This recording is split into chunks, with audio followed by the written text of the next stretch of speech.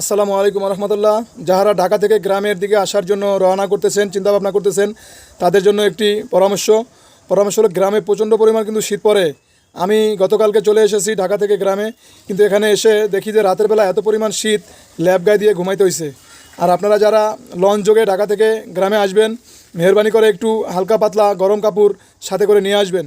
কেননা লঞ্চের থেকে যেহেতু আপনারা রাতের বেলা ভোর রাতে নামবেন, ওই সময় অনেকটা ঠান্ডা থাকবে।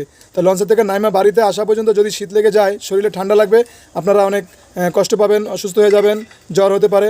তো এখান থেকে বাঁচার জন্য আপনারা একটু হালকা গরম কাপড় চোপড় সাথে করে নিয়ে আসবেন। ভাববেন না যে ঢাকার শহরে গরম আছে, গ্রামে কিন্তু গরম না। গ্রামে প্রচণ্ড পরিমাণ শীত। যেহেতু আমি চলে এসেছি, আমি শীতটা ভোগ করছি, আমি কষ্ট করেছি, যার জন্য আপনারা যাতে এই কষ্ট না করেন, এই ভিডিওটা দিলাম। ভিডিওটা আপনারা শেয়ার করে দিবেন যাতে অন্য একজন উপকৃত হতে পারে। তো আপনারা মনে রাখবেন যে গ্রামে কিন্তু প্রচণ্ড পরিমাণ শীত আছে, এটাই মাথায় রাখবেন। শুধু পাতলা কাপড় পরিয়ে লঞ্চে উঠেন না।